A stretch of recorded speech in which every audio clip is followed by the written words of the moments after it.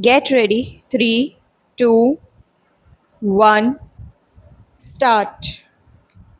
Sir, several questions raised regarding the Defense Ministry and the External Affairs and Irrigation Ministries have been clarified by my colleagues from those ministries. My task, therefore, has been simplified to that extent. Before I go to the questions, financial and economic, raised by several honorable members, I should like to clarify one or two points which are more administrative than economic or financial. One of them was raised by my honorable friend. He raised the question about the recruitment by the assistant superintendent's departmental comparative examination and particularly about the examination held in 1960. He said that about rupees 6 lakhs were spent for the 1960 examination and later it was declared that no vacancies were available.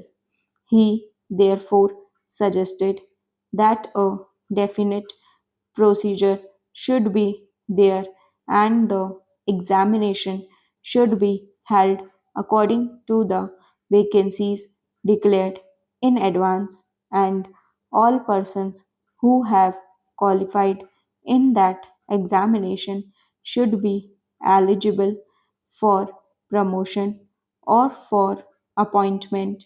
Para. Sir, I do not know whether the Honorable Member knows how these vacancies are filled. He probably refers to the section officers grade in the Central Secretariat Service.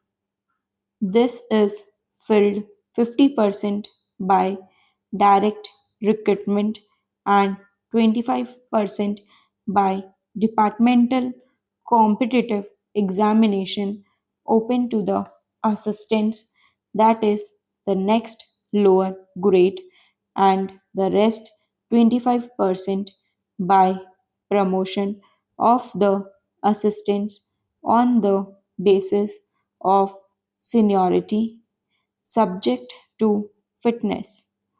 The examination, therefore, that he was referring to was a departmental competitive examination for filling 25% of the vacancies. It takes about 1 year for the Union Public Service Commission to declare the results of the examination from the time they take up the question of the examination. It is not, therefore, possible to declare the number of vacancies to be filled in from the very beginning. To declare them just when the results are out is more realistic, and that is what is done.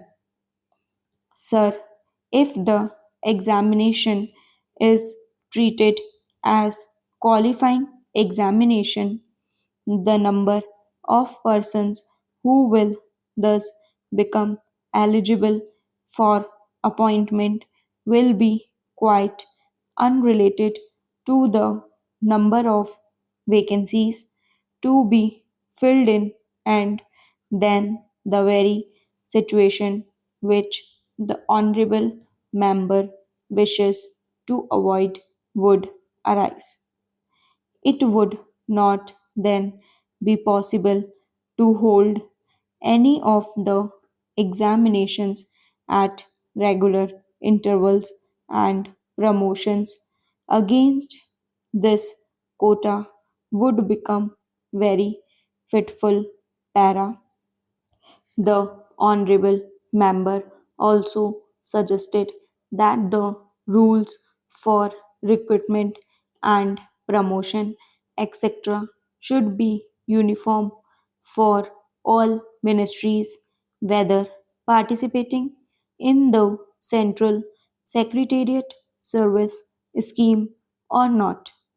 It must be, and this is so, except for the Ministry of External Affairs and the Railways.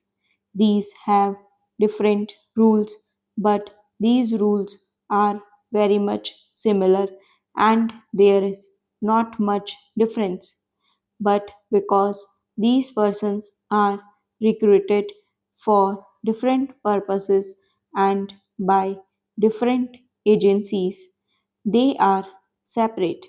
Therefore, his purpose in saying that there should be uniformity is almost carried out. The only difference is that the Ministry of Home Affairs does not control the services in these two ministries. Para. Then, sir, questions were raised about backward areas and the backward states and also about the city of Calcutta.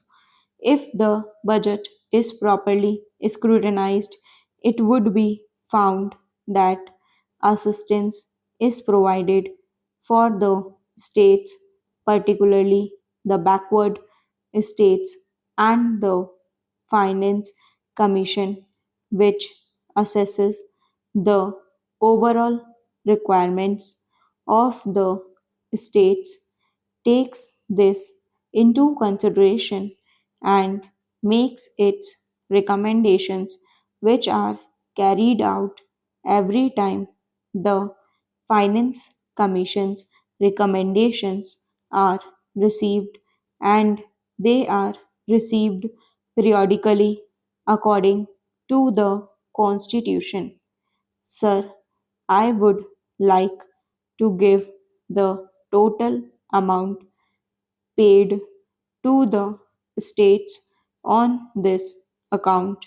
Para.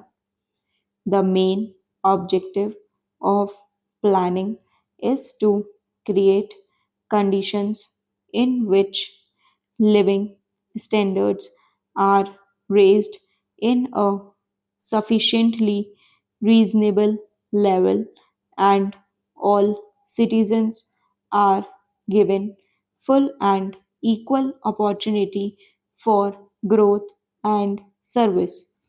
The plans seek to provide a balanced emphasis on increase in production and employment. The development plans are thus accepted as the means for ensuring equitable development in the field of social services. There is no reason to suppose that the needs of the less fortunate or prosperous states are being neglected, but it would not be proper to expect that all these differences could be wiped out now immediately.